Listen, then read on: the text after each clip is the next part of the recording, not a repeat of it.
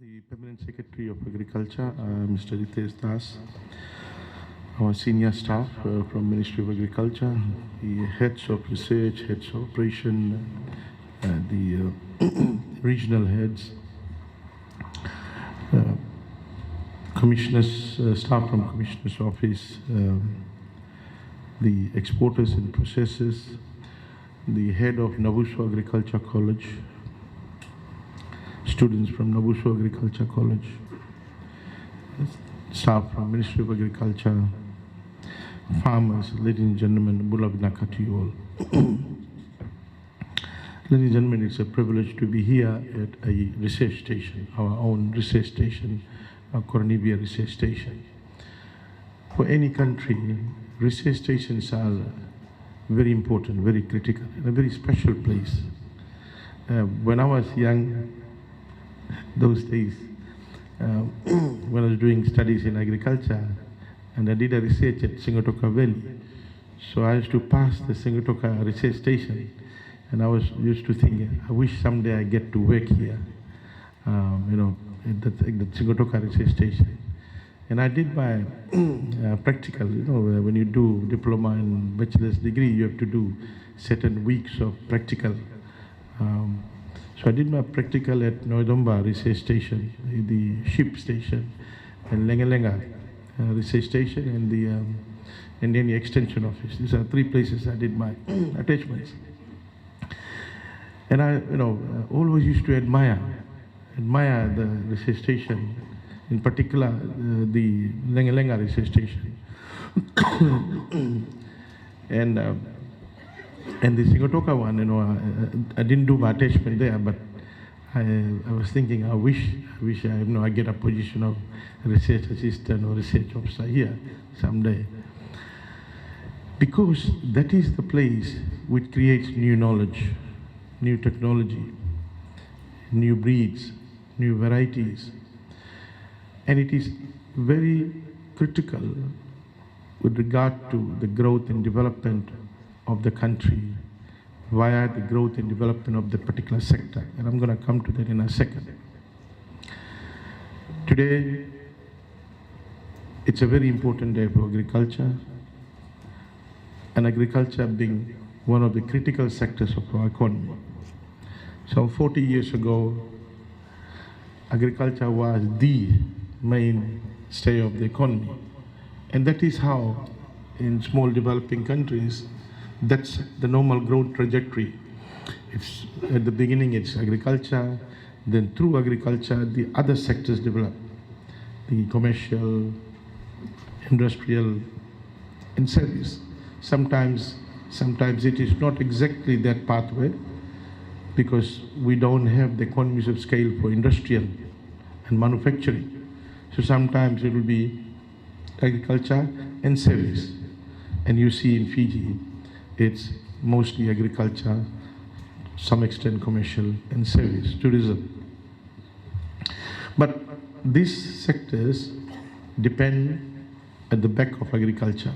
The surplus created from agriculture is passed on to the other sectors, and that's how it happens. So ladies and gentlemen, over time, while agriculture continued to grow, the other sectors grew at a much higher rate. And that's why the other sectors' contribution to GDP surpassed agriculture. Not that agricultural output shrinked, no. But following COVID-19, it clearly demonstrated that our strategic advantage lies in agriculture.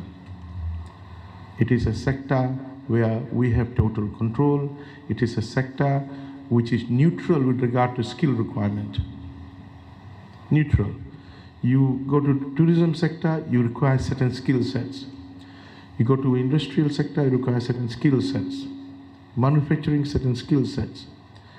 But agriculture is pretty much neutral in terms of skill requirement, skill set requirement. It requires passion, it requires hard work, commitment, and there are other binding constraints.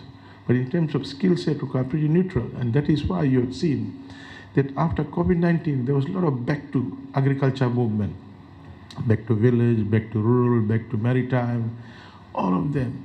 whether they were working in the garment industry, whether they were mechanic, whether they were chef, whether they were, front office staff, whether they were, housekeeping staff in the tourism sector, because they were qualified, they were trained, they had the skill. But all of them, when they lost their jobs, decided they'll move to agriculture. Agriculture sector didn't ask for certain skill set requirement. No, it didn't.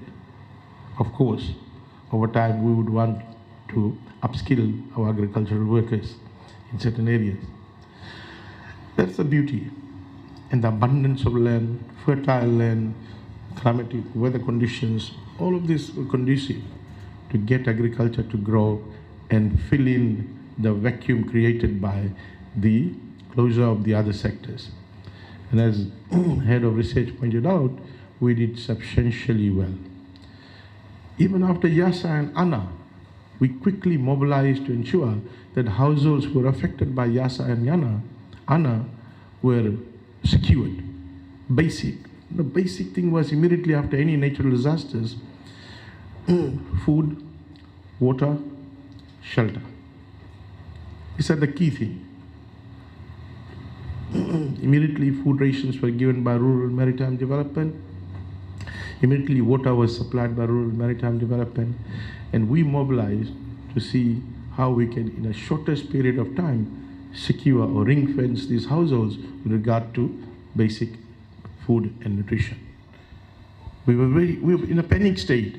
There was no, acknowledge the presence of biosecurity here. There was no festival in Vanuatu. We thought, Lambasa was affected, Bua was affected, so we will get vegetable from Savisabu, we'll get vegetable from Wainikoro. So we told AMA, you mobilize your staff, collect the produce, come and sell it in Sanganga and Bua and Lambasa. After 2 weeks, they said, no more vegetable there. I said, hey, so? I said, okay, we'll have to get the vegetables from here. 4 weeks.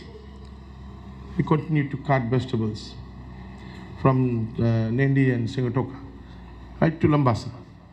At the same time, we mobilized our staff, agriculture staff, to go house to house, settlement to settlement, village to village, giving them planting material, helping them in land preparation, looking after the livestock, providing veterinary services, etc. And 4 weeks ago, the vegetable supply in Vanuatu normalized. Prices went up substantially, 4 times, 5 times, and the size of the bundles was shrinking. And the people were saying, Minister, we need to regulate the price of vegetables. It's a killer. I said, no. We don't do that. Don't bring in a permanent policy to deal with a temporary problem. Simple. In policy making, you don't bring in a permanent policy which will be difficult to reverse to deal with a temporary problem. It is the time for farmers and vendors to make profit. It's a natural market phenomena. The long-term solution is to work on the ground to push supply. And that's exactly what we did. At the same time, we motivated farmers. And today, we see good quality, good volume of fresh vegetables supplied in Vanuatu and Vitilevu too. Vitilevu was not spared from Ana. Ladies and gentlemen, agriculture became the hope of a lot of households who were engaged in non-agriculture sector following COVID-19.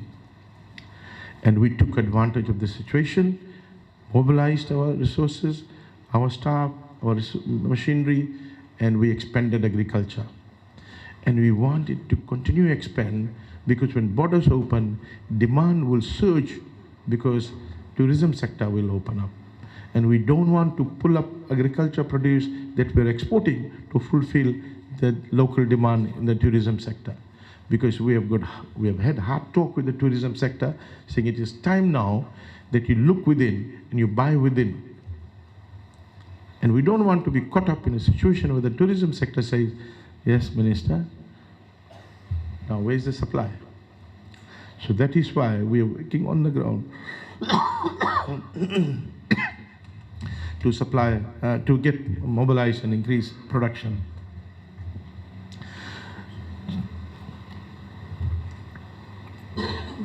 So, ladies and gentlemen, we're very pleased to note that we've substantially increased our exports. There's massive potential. I feel that in 3 years' time, we can expand agriculture production by 100%. We can double agricultural output by 100%. And that will happen by a number of ways: bringing in new land under production, increasing productivity and efficiency.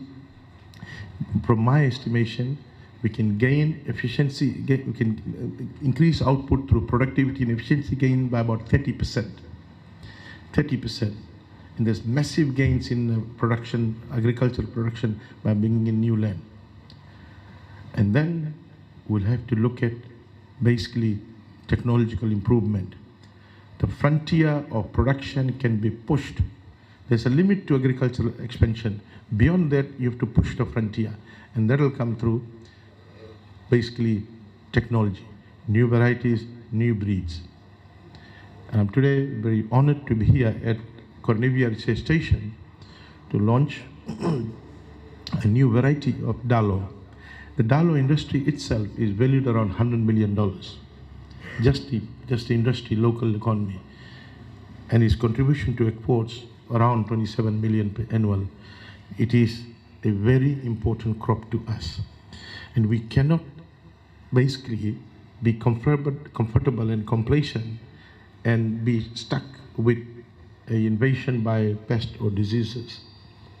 We need to continuously look at how we can bring in new varieties so that we are one step ahead of any pest and diseases. And today we are honored to launch this new variety of taro damu, the new variety. Development of breeds in livestock, development of crop varieties doesn't come easy.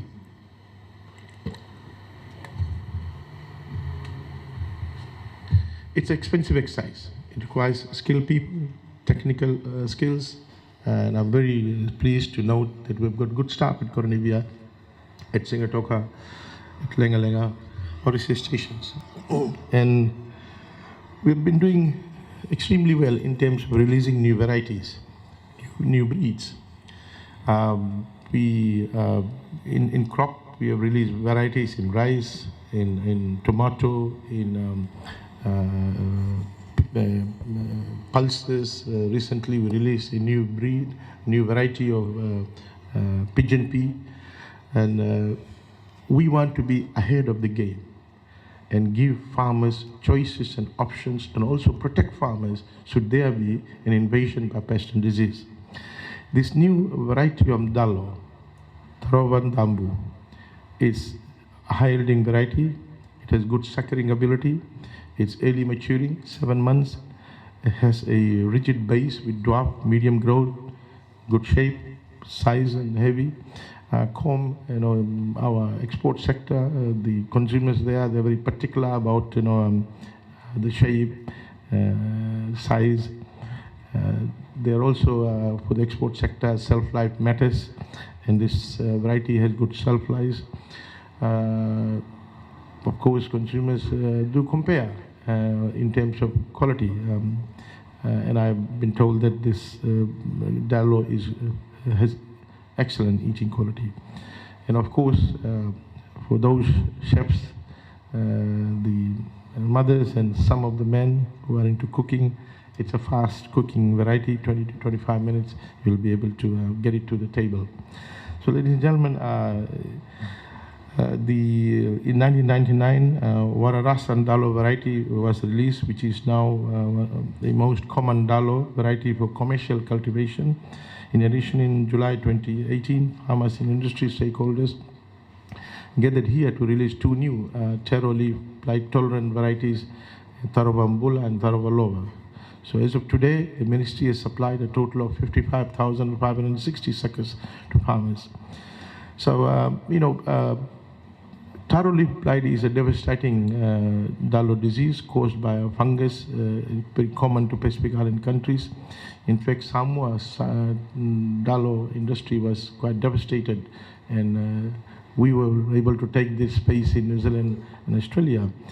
And recently, I think some were able to get their dalo into the market. But we need to be ahead of this.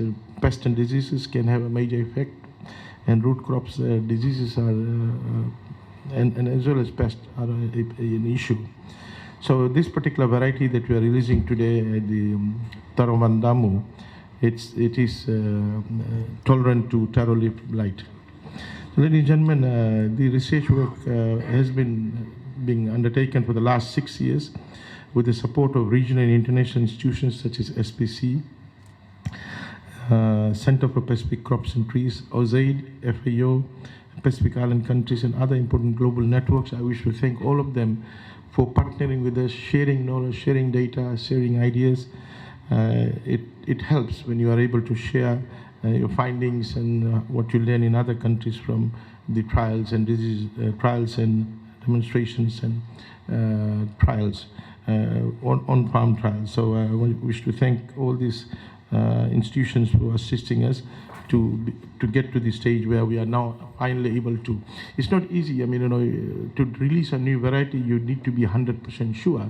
You don't want to end up releasing a variety which could actually become a problem to the industry. And dalo, cassava, yangona, rice, these are critical industries for our country, because these are the top industries in agriculture sector, and you cannot gamble, you cannot take a risk. So you need to be 100% sure before you release a new variety. We have in the past, not agriculture, but agriculture too, that we have imported certain varieties or species. It turned out to be a disaster. Look at African tulip. It's a disaster, and we need to get rid of it. It's invasive, actually.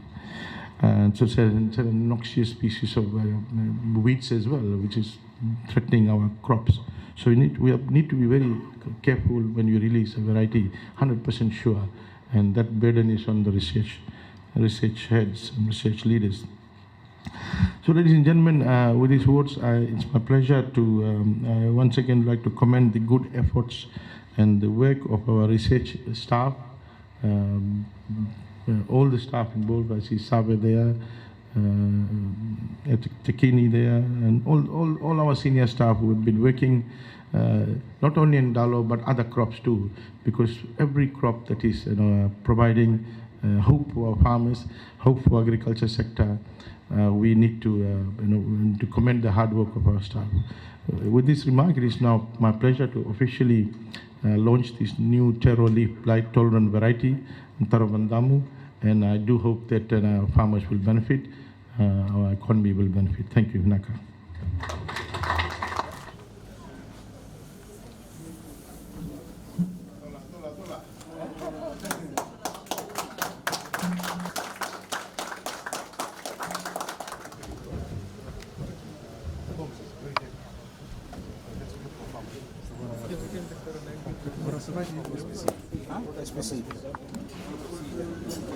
But we did try some, but it's like That's the chips, dalo price. and the cookies.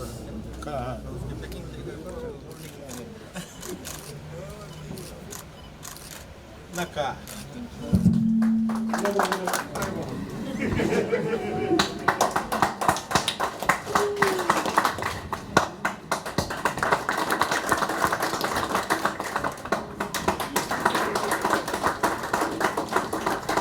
Tifirimi Nandamo from Tonga Indra, Mataya Sivawe.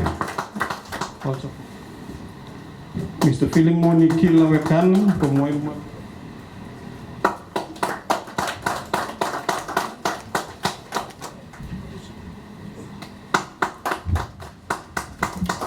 And last but not least is Mr.